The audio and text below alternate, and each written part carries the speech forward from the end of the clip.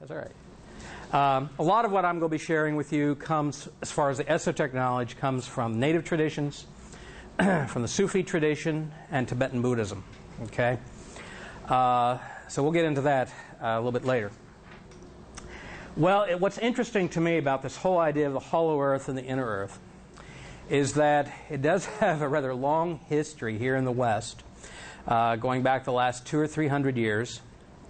As a matter of fact, one of the original authors in the 1800s was a gentleman by the name of John Symes, who lived down around Cincinnati, wrote quite a number of articles and books about the hollow earth. As a matter of fact, in Hamilton, Ohio, there is a monument dedicated to him. And this is it.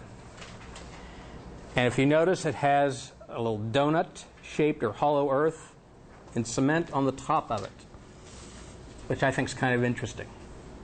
As a matter of fact, in the 1800s and early 1900s, a number of the early authors of different books and stories related to the hollow earth actually came from Ohio, believe it or not.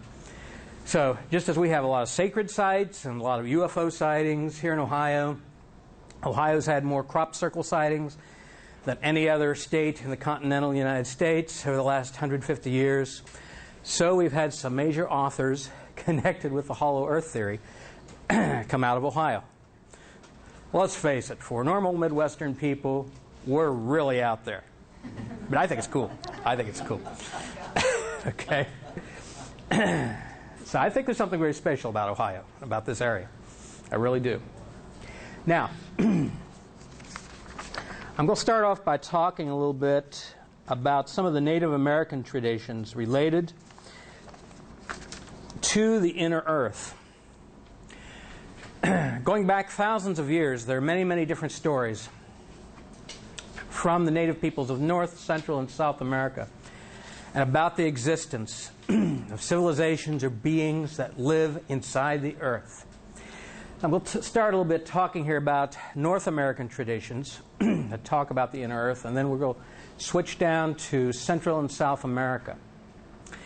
Here in North America, there are some very interesting stories held in the different tribal traditions that talk about actual races of beings that exist within Mother Earth, living under the earth.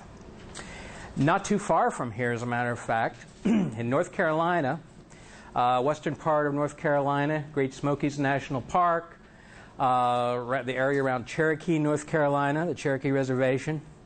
In that area, there are what they call balds, B-A-L-D-S, which are the tops of particular mountains on which hardly anything grows.